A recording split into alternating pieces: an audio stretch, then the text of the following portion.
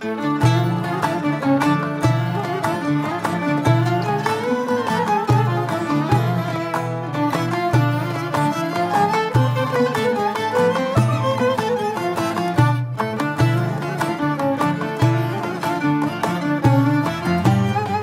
φωτιές, σε ψυστεριές και φούρνους. Μαζέψτε την παρέα σας. Μοσχαρίσια πλευρά με επικάλυψη μπαχαρικών για σήμερα. Είμαστε η αδερφή Μαλιόρα, είμαι ο Γιώργος και εγώ ο Ανδρέας. Μαζί σχεδιάσαμε και κατασκευάζουμε τις ψισταριές άμπρικιου. Ακολουθήστε στο κανάλι μας πατώντας εγγραφή και κάντε κλικ στο καμπανάκι να σας έρχονται οι ενημερώσεις. Επίσης, ελάτε και στην ομάδα του Facebook του Grill Philosophy, όπου έχουμε μαζευτεί πάρα πολλοί ψίστες και ανταλλάσσουμε απόψεις. Σας περιμένουμε. Καλά ψησίματα σε όλους. Καλά ψησίματα λοιπόν και από μένα. Λοιπόν, σε λίγο θα σας δείξω πώς θα κάνουμε την επικάλυψη, τι θα χρησιμοποιήσουμε, θα σας δείξω και τα μπαχαρικά. Το μαρινάρισμα είναι 24ωρο, η πίκρα του Ανδρέα. Αυτά είναι τα άσχημα. Λοιπόν, τσίπουρα και τέτοια θα έχουμε αύριο που θα μαζευτεί και η υπόλοιπη παρέα. Εσύ μην πίνεις άμα θες, εγώ θα πιω ένα εκτός κάμερας. Ποιος το κάμερας. Αιάντε. Τότε να πάω για το ένα. Πάει για το ένα. Το ένα τώρα είναι σχετικό. Λοιπόν, για πάμε να πούμε δύο λόγια για αυτή τη συνταγή. Πριν σας πω οτιδήποτε για τα μπαχαρικά και μετά για το κρέας και την επικάλυψη, να σας πω πως η συνταγή αυτή είναι του φίλου μας του Γιώργου του Γαραγιάννη, ο οποίος είναι σεφ και συγγραφέας βιβλίων γαστρονομίας με πλούσιο συγγραφικό έργο.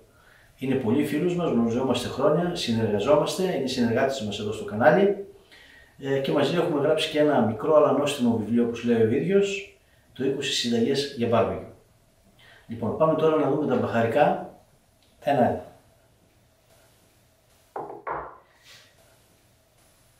Δεν θα τα πάμε βάσει το πόσο κιλά είναι το κρέας, αλλά θα τα κάνουμε αναλογικά. Έτσι θα χρειαστούμε για 100 γραμμάρια αλάτι, καλό θαλασσινό αλάτι, 10 γραμμάρια πιπέρι σε κόκκους, 4 γραμμάρια κόλιανδρο, 2,5 γραμμάρια μπαχάρι, 2,5 γραμμάρια θυμάρι, 2,5 γραμμάρια κίμινο και 1,5 γραμμάριο μοσχοκάριζο και έχουμε και 10 γραμμάρια σκόρδο σκόνη γκρανουλέ. Έχουμε και αυτό το οποίο θα το χρειαστούμε στο τέλος. Λοιπόν, πάμε αυτά τώρα να τα χτυπήσουμε όλα μαζί στο βουδί και να τα κάνουμε σκόνη. Είναι μια διαδικασία που θα μας πάρει λίγο χρόνο, γιατί είναι πολλά και πρέπει να γίνουν σκόνη. Θέλει υπομονή, γιατί ήταν και πολλά, αλλά το αποτέλεσμα θα σας ανταμείψει, γιατί τα αρώματα που θα πάρετε θα είναι μοναδικά. Λοιπόν, είμαστε έτοιμοι. Το κάναμε σχεδόν σκόνη. Λοιπόν, θα χρειαστούμε ηλιέλαιο και πετιμέζι. Πάμε να δούμε πώς θα τα χρησιμοποιήσουμε. Να σας πω δύο λόγια για αυτό το κομμάτι που έχουμε εδώ. Είναι πλευρά μοσχαρίσια και μάλιστα είναι από μικρό μοσχάρι, δηλαδή όλο το μοσχάρι σφαγμένο ήταν γύρω στα 200 κιλά. Λοιπόν, είναι σιτεμένο στο ψυγείο του Χασάπι για πάνω από 15 μέρες, περίπου 20 μέρες.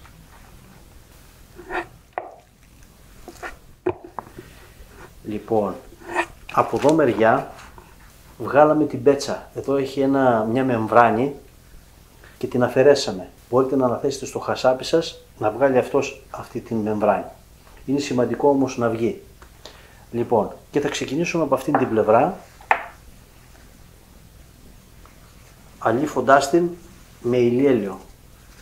Και έτσι με αυτόν τον τρόπο θα κολλήσουν και καλύτερα τα μπαχαρικά πάνω στην επιφάνεια του κρέατος. Και στο πλάι θα βάλουμε.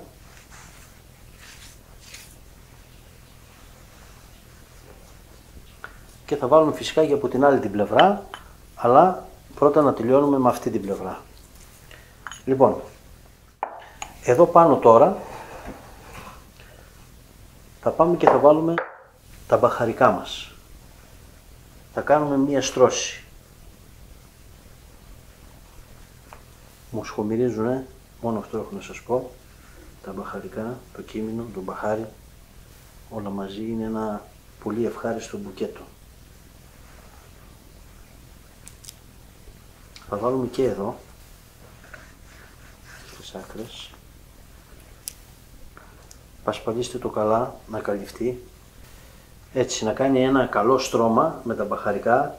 Το πατάμε λιγάκι να κολλήσει πάνω στο λάδι. Και τώρα εδώ είμαστε έτοιμοι για να προσθέσουμε πετιμέζι. Ένα καθαρά ελληνικό προϊόν.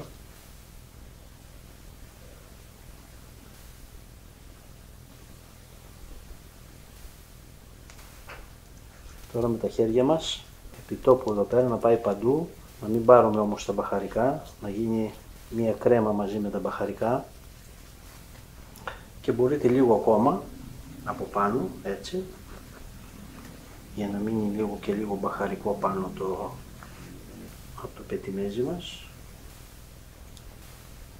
Αυτό. Λοιπόν, τώρα εδώ, επειδή θα το γυρίσουμε από την άλλη πλευρά, καλό είναι να βάλουμε μία μεμβράνη. Η μεμβράνη αυτή θα μας χρησιμεύσει μετά να το κλείσουμε μέσα, το κάνουμε τούμπα για να το περιποιηθούμε και από την άλλη πλευρά. Με τον ίδιο τρόπο.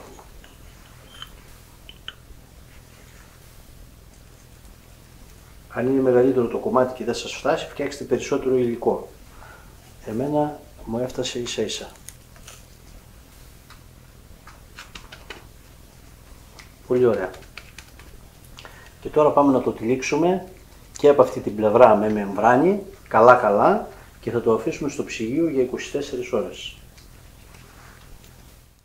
Λοιπόν, έτοιμο το πακετάκι μας στο ψυγείο όπως είναι για 24 ώρες. Θα το ψήσουμε αργά στον παραδοσιακό φούρνο. Θα σας δείξουμε 2-3 σημαντικά σημεία όσον αφορά το άναμα της θερμοκρασίας που θα ψήσουμε, το χειρισμό που θα κάνουμε στην πορεία του ψησίματος, αλλά και τι θα κάνουμε στο τέλος. Σε λίγο η συνέχεια για σας, για μας αύριο. Επειδή από σήμερα πέρασε και ήρθε η ώρα να ανάψουμε το φούρνο. Αποβάλουμε πρώτα στο βάθος λεπτά και ξερά ξύλα με βαμβάκι και ενόπνευμα. Στη συνέχεια βάλαμε λίγο πιο κοντρά και θα ρίξουμε ενόπνευμα από το βαμβάκι μέχρι μπροστά. Με αυτόν τον τρόπο θα ανάψει εύκολα και γρήγορα. Αφήνουμε για λίγη ώρα την πόρτα ανοιχτή μέχρι να πάρουμε καλά τα ξύλα και μετά τη βάζουμε μπροστά, αφήνοντας την καμινάδα μέσα μέχρι να καούν όλα τα ξύλα και να πυρώσει ο φούρνος. Θα σας δείξουμε στη συνέχεια. Βλέπετε πως ο καπνός πηγαίνει κατευθείαν στην καμινάδα και ώσπου να πάρει καλά μπροστά η φωτιά αφήνουμε ανοιχτή την πόρτα. Σε αυτό το σημείο τώρα μπορούμε να βάλουμε την πόρτα γιατί η φωτιά έχει ανάψει. Και προσέξτε πως τη βάζουμε. Τη βάζουμε με τέτοιον τρόπο ούτως ώστε η καμινάδα να είναι εσωτερικά του φούρνου. Τη γέρνουμε λίγο προς τα πίσω για να μπορεί να μπαίνει ο αέρας από κάτω και να παίρνει οξυγόνο η φωτιά. Αν η πόρτα σας έχει θερμόμετρο πάνω να το αφαιρέσετε γιατί αναπτύσσετε πάρα πολύ μεγάλη θερμοκρασία εκεί και μπορεί να χαλάσει το θερμόμετρο. Βάλτε το μετά για να μετρήσετε τη θερμοκρασία όταν πυρώσει ο φούρνος. Λοιπόν, ώσπου να πυρώσει ο φούρνος, έχουμε χρόνο να πιούμε από ένα τσιπουράκι εδώ με το μικρό. Η ώρα που περιμένω πάντα. Έτσι. Άντε στην υγεία μας. Στην υγεία σας, καλή μας φίλη. Στην υγεία σας, παιδιά. Σε λίγο περιμένουμε και την παρέα μας εδώ να μαζευτούμε. Είναι Σάββατο μεσημέρι και θα ψήσουμε και το κατητής και τα πιτσιρίκια. Μόλις βγάλουμε τα κάρβουνα από το φούρνο.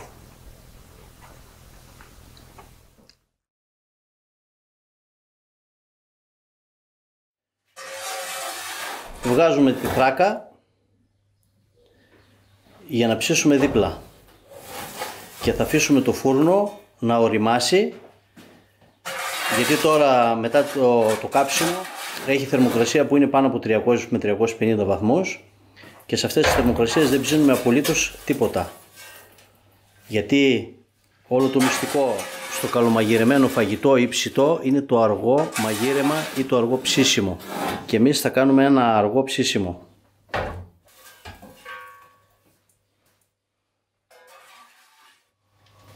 Και το ψήσιμο αρχίζει για τα μεζεδάκια μας.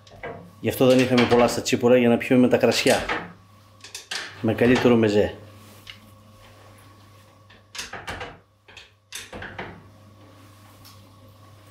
Και τα λαχανικά και φυσικά ψητές πιπεριές, καυτερές και κόκκινες φλωρίνες. Αυτό είναι. Αξιοποιώντας τα κάρβουνα που βγάλαμε μέσα από το φούρνο.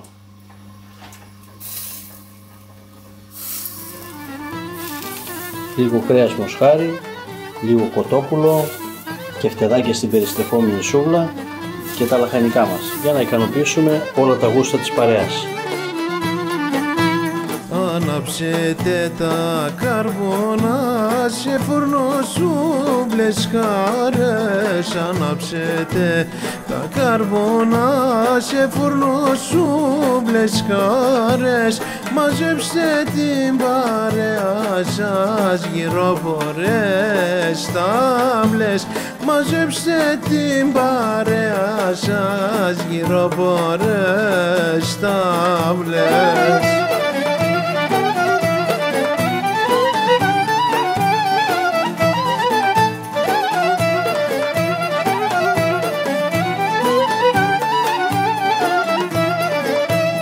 Γεμίστε τα ποτήρια σας για να σας ευχηθούμε. Γεμίστε τα ποτήρια σας για να σας ευχηθούμε.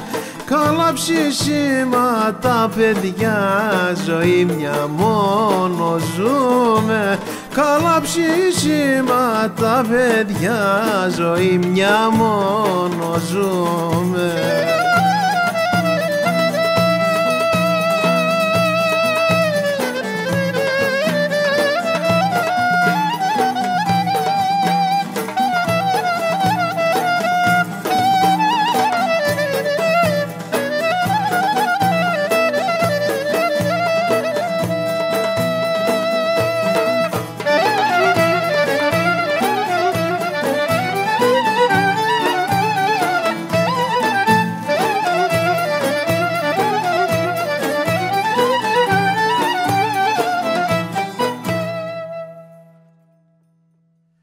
Λοιπόν, με την καλύτερη παρέα.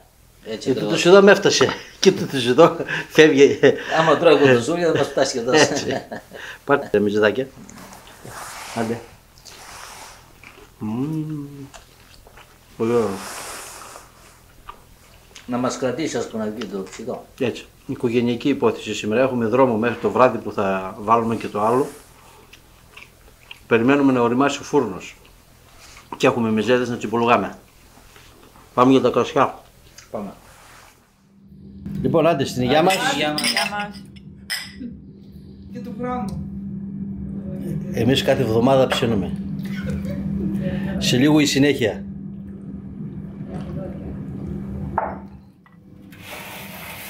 Φορνίζουμε. Το βάζουμε τέρμα μέσα, πάνω στη σχάρα και από κάτω έχουμε βάλει ταψάκι ανοξίδωτο με νερό. Θα το αφήσουμε εκεί πέρα, ώσπου η θερμοκρασία να πάει εσωτερικά 75 με 80 βαθμούς και μετά θα σας δείξουμε τι θα κάνουμε.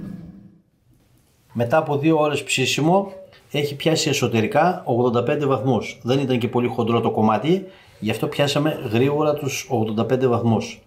Η θερμοκρασία στο φούρνο μας έχει πέσει στους 160 και τώρα θα δείτε τι θα κάνουμε από εδώ και πέρα.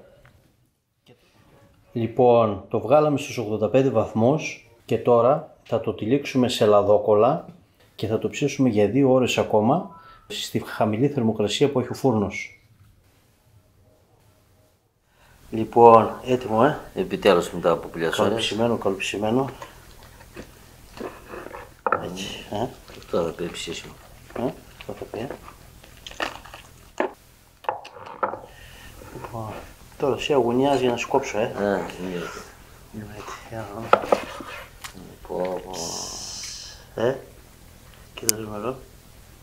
Φαίνεται εκείνη και μαλακό. Μαλακό πολύ.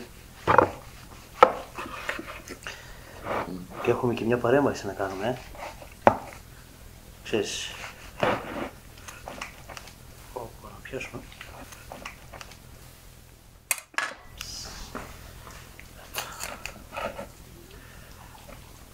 Αυτό.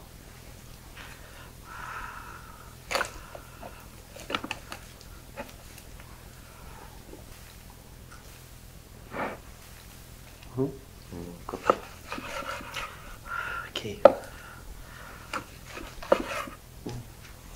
Εδώ πέρα τώρα, την παρέμβαση που είπαμε θα κάνουμε στο τέλος, ασπαλίζοντας με λίγο σουμάκ.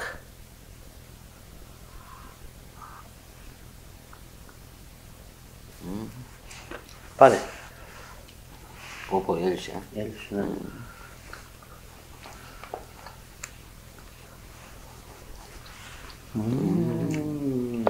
Πω.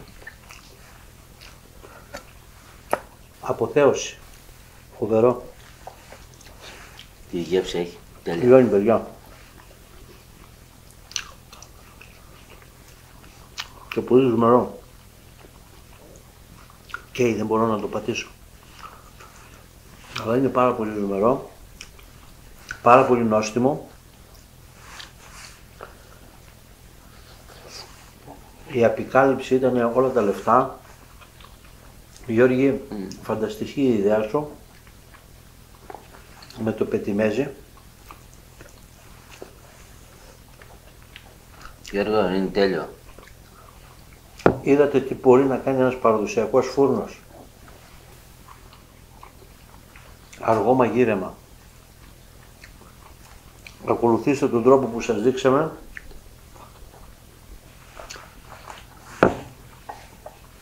Και θα έχετε ένα άριστο αποτέλεσμα.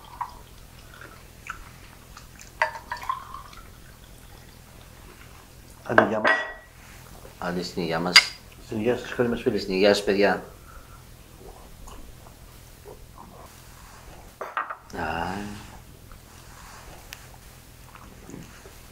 Πω.